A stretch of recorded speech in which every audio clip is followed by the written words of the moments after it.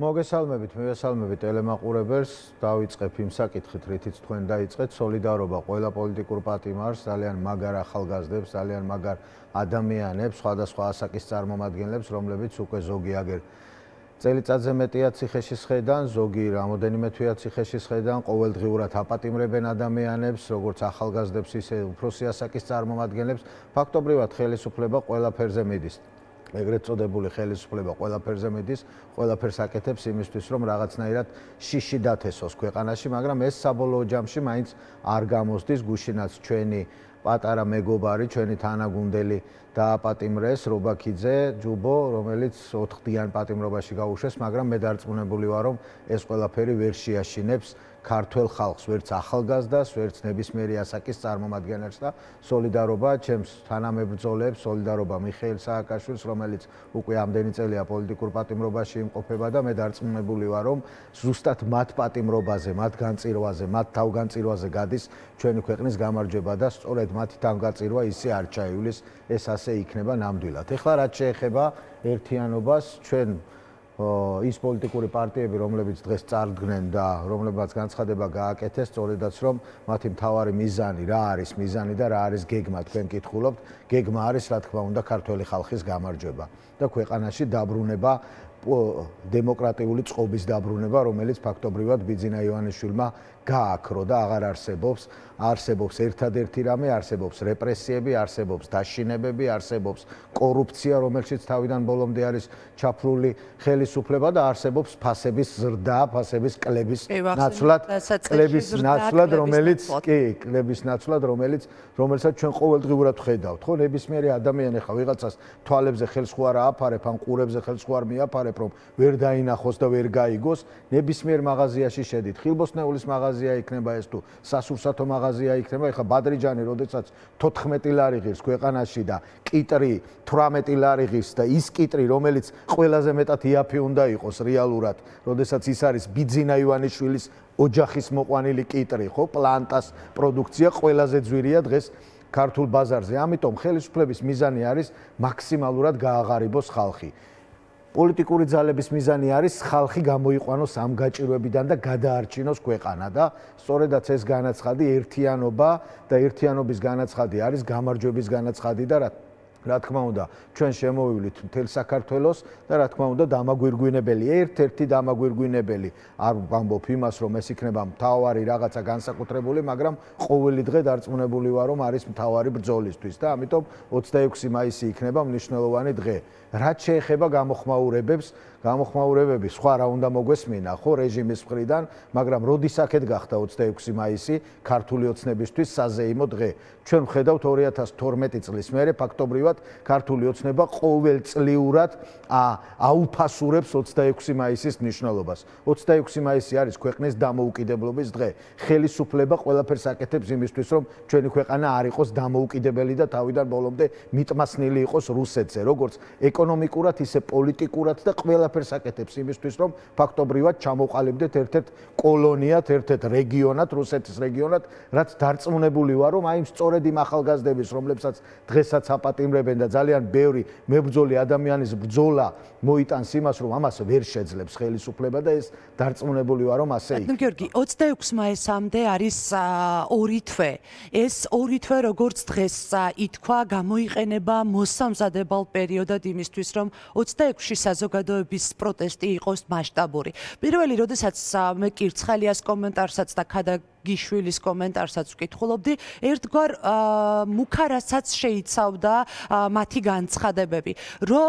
უკვე არსებობს თუ არა კონკრეტული გეგმა, როგორი იქნება პროტესტი 26 მაისს და შემდეგ დღეს ასევე ითქვა, რომ პროტესტი 26 მაისს მასშტაბურ პროტესტს გულისხმობთ, თორე დედაქალაქში პროტესტი ყოველდღიურ რეჟიმშია, არ დასრულდება და ეს იქნება განგრძობათად, მანამ სანამ არ იქნება ის ცვლილებები, რომელსაც საზოგადოება ითხოვს.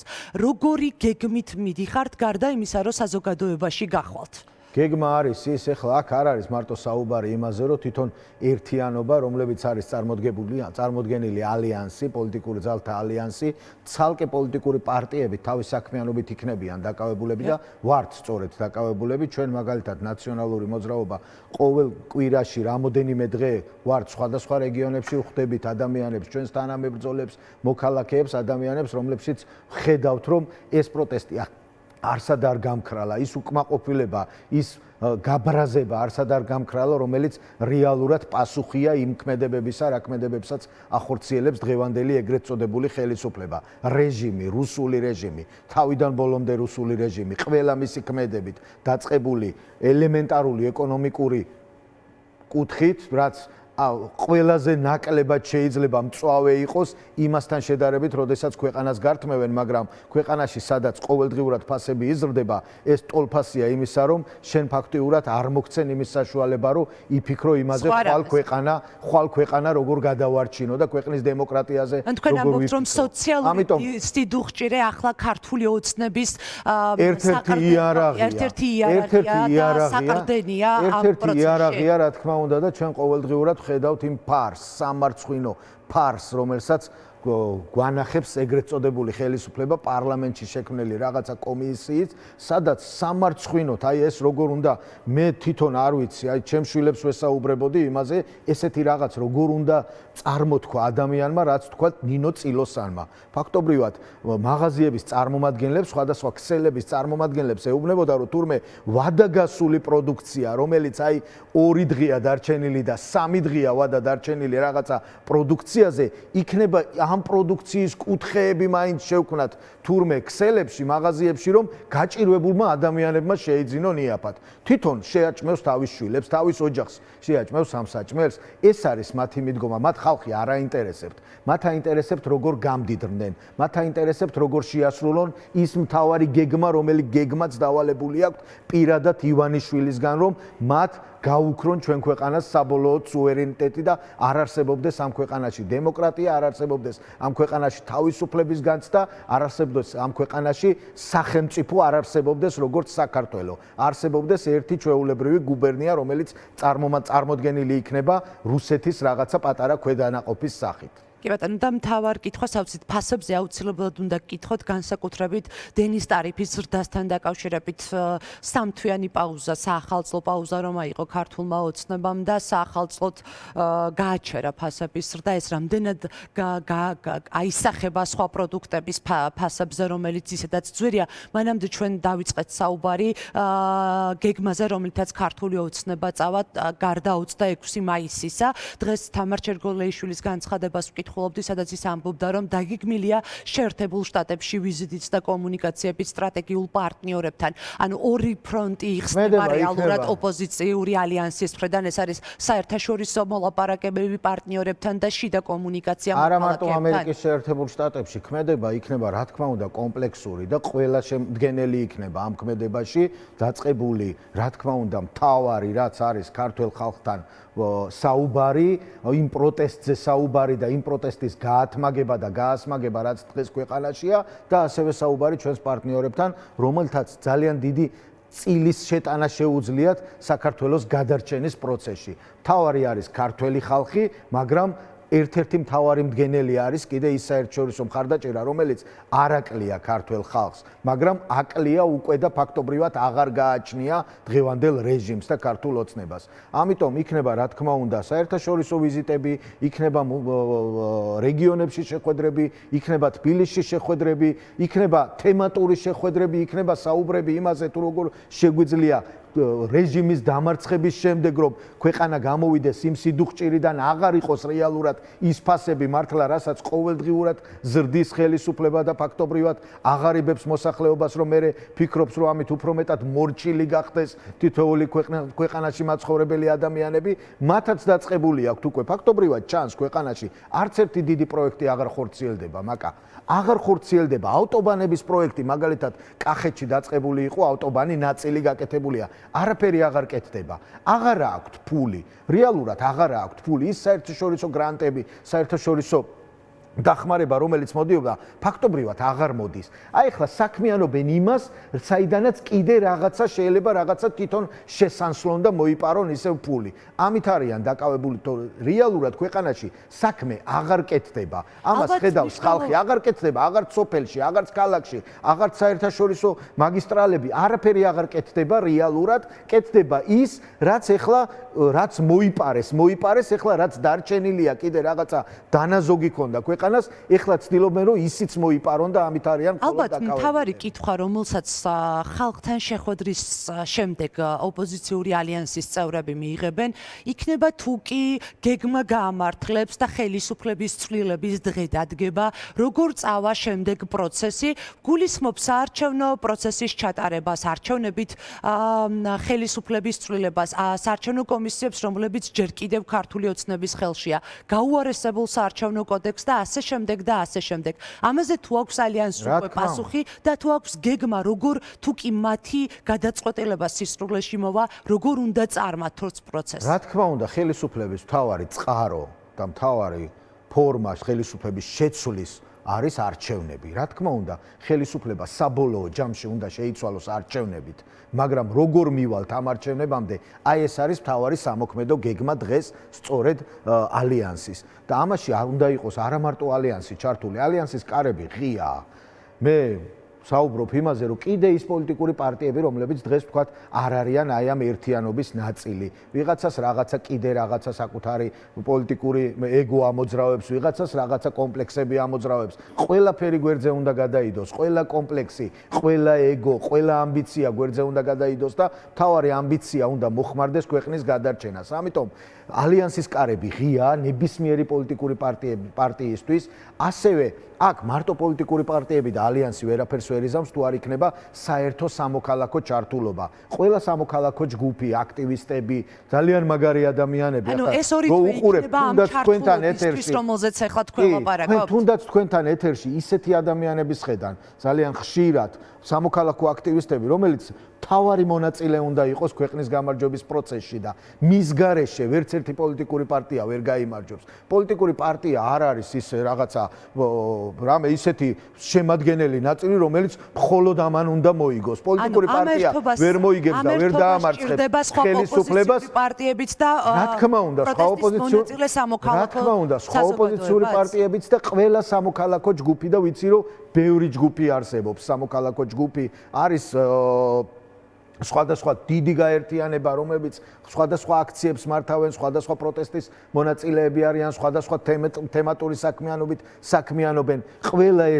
ყველა ამ სუბიექტებთან უკვე თუ ქონდა ოპოზიციურ ალიანსს და ამ ერთობის გაფართოების შესაძლებლობა არსებობს თუნდაც ამ სამოქალაქო სექტორის ფონზე. რა თქმა უნდა, პირველი, როდესაც შედგა ეს ალიანსი, პირველი გადაწყვეტილებები, რაც იქნა მიღებული, არის ის, რომ კოორდინაცია მოხდა იმ სამოქალაქო აქტიურ ჯგუფებთან, რომლებიც დღეს ქვეყანაში არსებობენ. რა გულისხმობ ამ გეგმის დასახვას, რომელიც რა თქმა უნდა, გეგმის ახლა გეგმა შეიძლება კონკრეტულად პოლიტიკურ პარტიებს ამ შემთხვევაში ალიანს კონდეს, რომ აი ესე რეგიონებში შეხვედრები გამართოს რაღაც, მაგრამ ამ ყველაფერთან ერთად სამოქალაქო ჯგუფებმა სხვა საქმე აკეთონ, მაგრამ მთავარია მიზანი ამ მიზნის გარშემო ვიყოთ ყველა ერთად კოორდინაციაში და დარწმუნებული ვარ, რომ ესე იქნება. მთავარი მიზანი არის ქვეყნის გადარჩენა, ქვეყანაში დემოკრატიული პროცესის დაბრუნება და რა თქმა უნდა რეჟიმის მოცილება, რომელი რეჟიმიც ყოველდღიურად ქვეყანას აწევს. ფასები ვახსენეთ და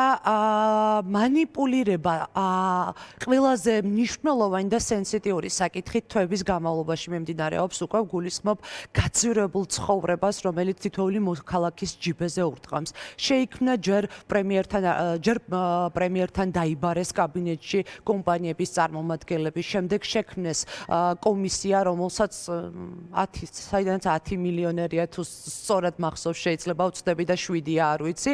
ყოველ შემთხვევაში შეძლებული მიღებულ დეპუტატთა ჯგუფი ხელმძღვანელობს და უდგას სათავეში. შემდეგ თქვეს, რომ დიდად აქ კარტელური გარიგებები, რომელზეც საუბარი იყო, ეს კარტელური გარიგებები არ აღმოჩნდა და ბოლოს გავიგეთ, რომ კიდევ უფრო შეიძლება გაძვირდეს განსაკუთრებით ბოსტნეულსა და პირველად მოხმარების პროდუქტზე ფასები, ვიდრე ასე მოხდეს, ვიდრე დაკლებას ველოდებოდით. რა გავლენა ექნება გაძვირებულ ელექტროენერგიას პროდუქტის ფასზე და უნდა ველოდოთ თუ არა, რომ ბაზარზე ფასი კიდევ უფრო მაღლა რა თქმა უნდა, ეს ხო ლოგიკურია ახლა და თან ყველაზე მნიშვნელოვანი და საინტერესო არის ის, რომ ყველაზე მეტად ელექტროენერგია გაუძვირდა 33%-ით გაუძვირდა იმ ადამიანებს, ვინც 100 კილოვატზე მეტს არ მოიხმარს. განა ვერ მოიხმარს, მაკა არ მოიხმარს, იმიტომ რომ არ აქვს იმის საშუალება და ცდილობს, რომ საღამოს ოროთახიან სახლში, ან ერთოთახიან სახლში რაღაცა ყველაზე მცირე ნათურა კონდეს ანთებული და საკუთარი შვილის გასათბობად შეიძლება გამათბობელიც კი არ ჩართოს. ესეთი ადამიანებს გაუძვირდათ ყველაზე მეტად ელექტროენერგია 33%-ით, 1/13-ით თუ იხდიდა 15 ლარს მაგალითად დღეს გადაიხდის 20 ლარს, 1 აპრილიდან გადაიხდის 20 ლარს და ეს 5 ლარი იცით რას ნიშნავს ამ ადამიანებისთვის? ეს 5 ლარი მათი შვილებისთვის არის 5 დღის პურის ფული, რომ ერთი პური შეჭამოს მთელმა ოჯახმა, ესეთი ოჯახი ძალიან ბევრია და ესეთი ოჯახი უფრო მრავლდება ღევანდელი რეჟიმის პირობებში. ამიტომ მე გულწრფელად გეუბნებით, რომ როდესაც გუშინ დავით ნარმანიას უსმენდი, მისი ნათქვამის სისწორეში ეჭვი არ შემპარვია, როდესაც ის ამბობდა, რომ ელექტროენერგიის მიწოდებას სერიოზული პრობლემები შეექმნება, რომ ინფრასტრუქტურას სერიოზული პრობლემები აქვს და ის, რომ ხშირ შემთხვევაში მე და თქვენ და სხვა მოქალაქეებს